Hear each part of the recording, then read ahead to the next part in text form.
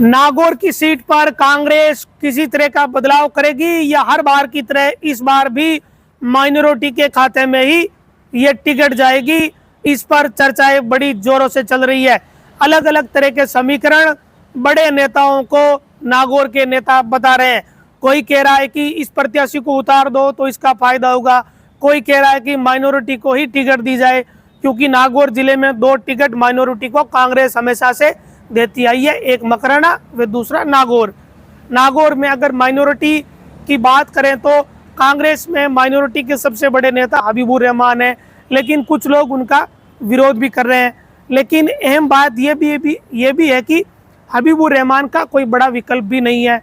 अगर माइनॉरिटी में विकल्प की बात करें तो एकमात्र विकल्प जो दिख रहा है वो सदाकत सुलेमानी के रूप में दिख रहा है, लेकिन बड़ा विकल्प हबीबुर रहमान का कोई है नहीं, क्योंकि सदाकत सुलेमानी ने भी कोई विधानसभा चुनाव अब तक नहीं लड़ा है। वो युवा है, वो प्रयास कर सकते हैं, लेकिन कोई विधानसभा चुनाव उन्होंने अभी तक नहीं लड़ा। वहीं हबीबुर रहमान की बात करें तो वो विधायक रह चुके हैं, मंत्री रह चुके हैं, उनका एक बड़ा कद माइनॉरिटी में रहा है।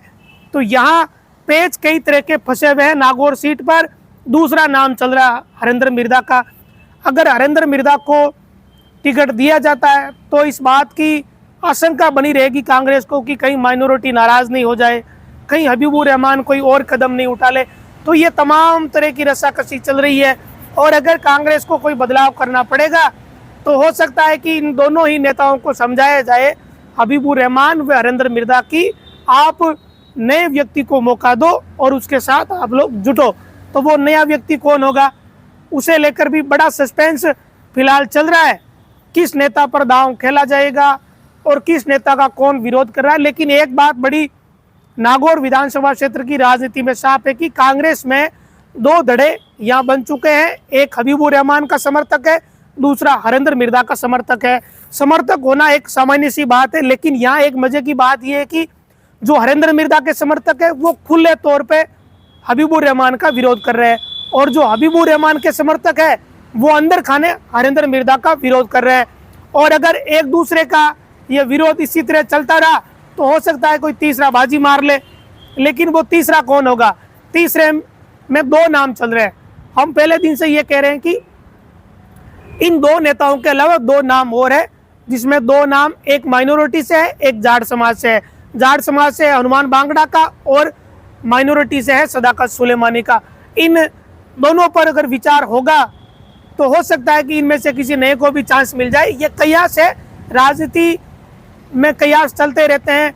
पता नहीं किसे कांग्रेस टिकट देगी, ये तो कांग्रेस ही तय करेगी। लेकिन तमाम तरह की चीजें नागौर विधानसभा क्षेत्र की राजनीति में चल रही है, और एक बात बड़ी साफ है कि इन दोनों बड़े नेताओं में से अगर किसी को टिकट मिल गया तो दूसरा गुट उसका विरोध करेगा ही करेगा।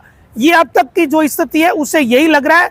अगर मान लो किसी एक हरेंद्र मिर्धा या हबीबुर रहमान में से कांग्रेस किसी एक को टिकट दे दे और उसके बाद दूसरे गुट को मनाने के लिए बड़े नेता प्रयास करें, तब तो हो सकता है कोई समाधान निकले।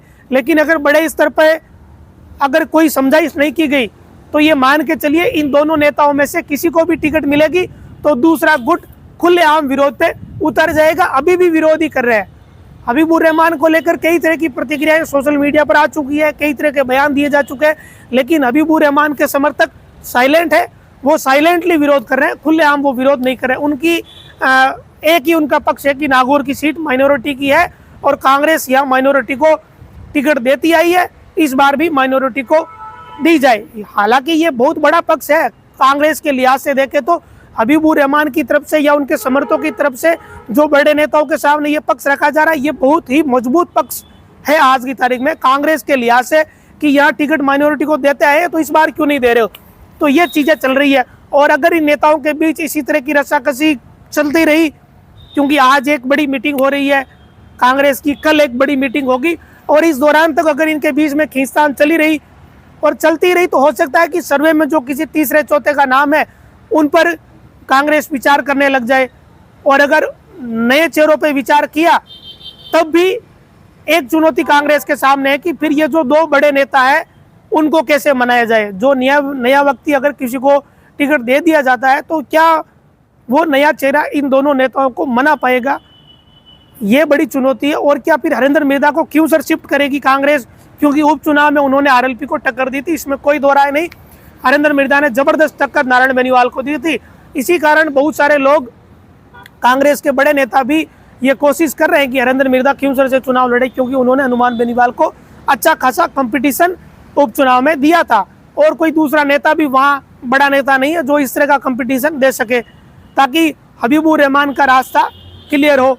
ये भी है, लेकिन अगर विरोध इसी तरह से चलता रहा तो हो सकता है कि नागौर की सीट पर किसी युवा को मौका मिल जाए। अब वो युवा मुस्लिम होगा या जाट समाज से होगा, ये चीज़ें संभावित है, और हो सकता है कि फिर अगर ज़्यादा रस्साकसी चलती रही तो फिर माइनॉरिटी को ही टिकट मिल जाए।